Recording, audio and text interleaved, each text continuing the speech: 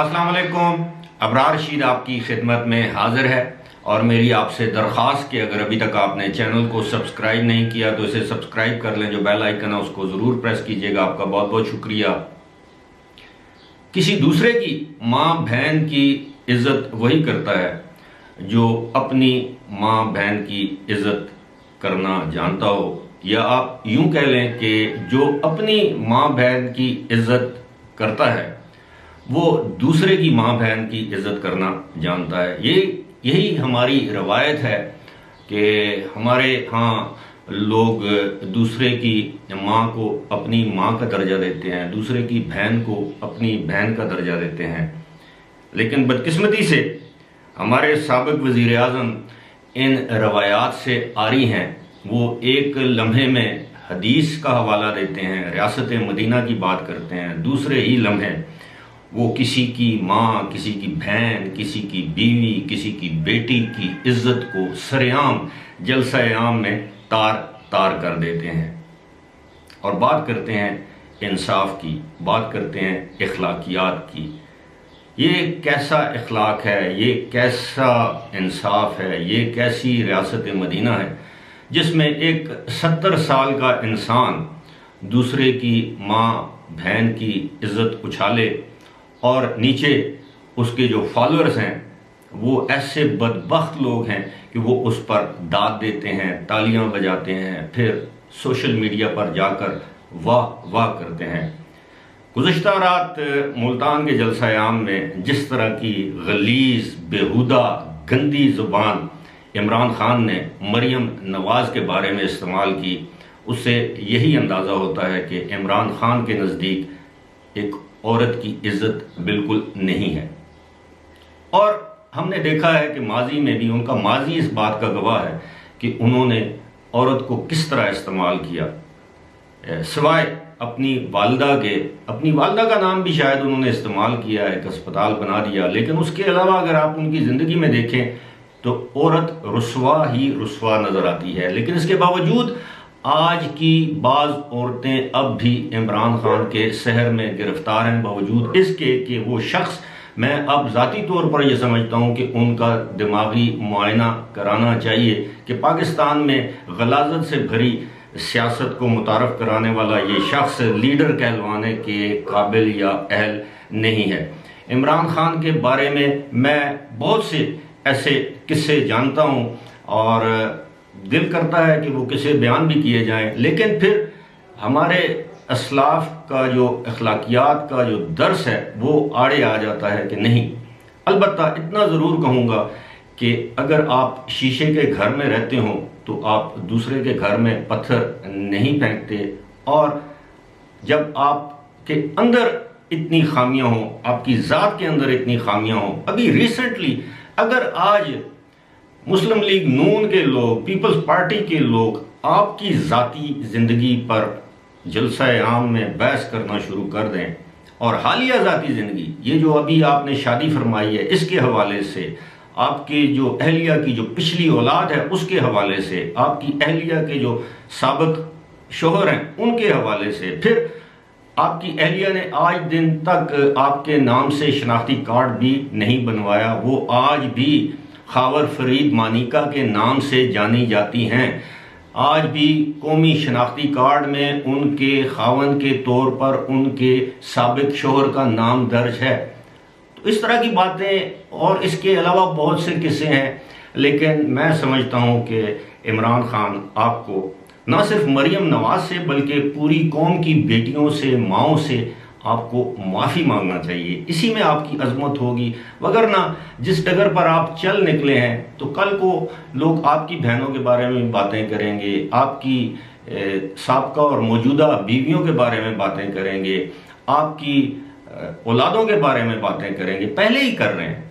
मैं उसको कंडोन नहीं करता, मैं उसकी तायीद नहीं कर सकता, लेकिन आपको कम से कम मैं यही कहूँगा कि शर्म आनी चाहिए किसी की माँ, बहन या बेटी के बारे में गलीज़, बेहुदा, गंदी ज़बान इस्तेमाल करने से पहले।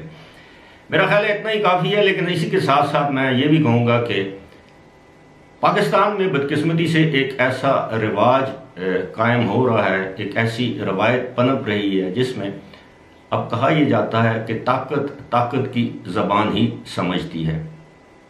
इमरान खान ने ताकत का मुजाहरा किया और इमरान खान ने फ़ौज को ललकारा, फ़ौज के आर्मी चीफ को ललकारा, सुप्रीम कोर्ट के चीफ जस्टिस को ललकारा, सुप्रीम कोर्ट के मुअज़्ज़ज़ जज साहिबान को ललकारा, पार्लियामेंट को ललकारा, सियासतदानों को ललकारा और बेहुदा नाम देकर ललकारा। और अब गुज़श्ता रोज़ ही सरगोदा में एक जलसा आम से खिताब करते हुए हमने देखा कि अब मरियम नवाज़ भी इमरान खान के लहजे में बात करते हुए नज़र आती हैं। यकीनन ये अच्छा ट्रेंड नहीं है, लेकिन क्या किया जाए कि ताकत की ज़बान समझती है।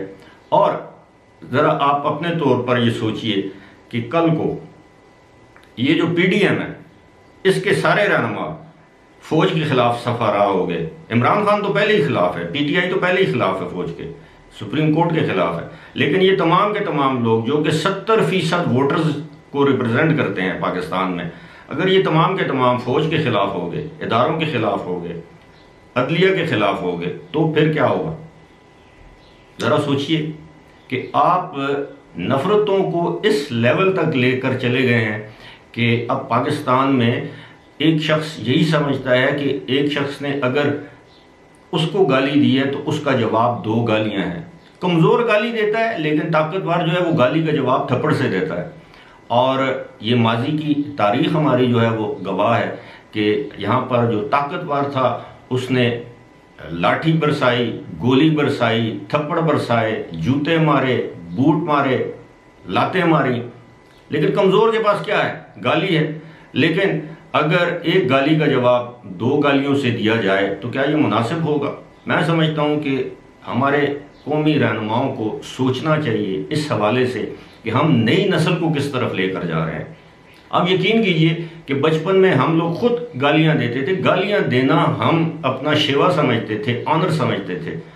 और मेरे बारे में तो बचपन में यहाँ तक कहा जाता था कि शायद मैंने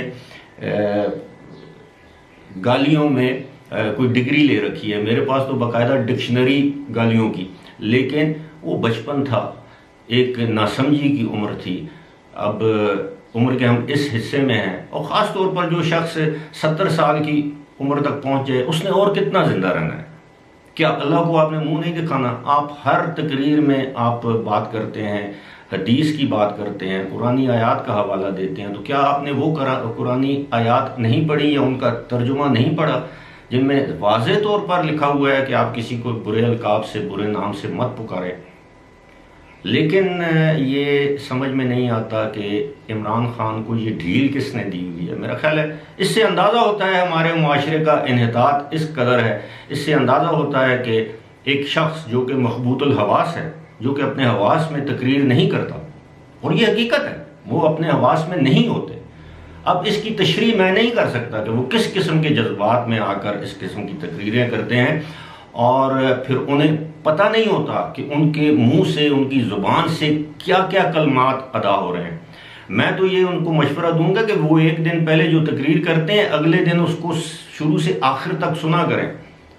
किसी भी वक्त अगर वो नमाज पढ़ते हैं तो नमाज से पहले या नमाज के बाद उस तकरीर को सुना करें, ताकि वो अपनी इस्लाह खुद कर सकें। क्योंकि इमरान खान की इस्लाह अब कोई और शख्स नहीं कर सकता, वो अब नाकाबिले इस्लाह बन चुके हैं। ये हमारी बहुत बड़ी बदकिस्मती है कि मुल्क का एक साबिक वज़ीर आज़म, जो कि मुस्तकबिल में भी वज़ीर आज़म बनने का उम्मीदवार है, उसके मुँह से इस तरह की मुग़ल्लज़ात निकलें तो उसमें, और एक स्ट्रीट बॉय में, जो आम सड़क पे चलने वाला जो आम खिलंडरा नौजवान है या शख्स है, उस पर क्या फ़र्क रह जाता है।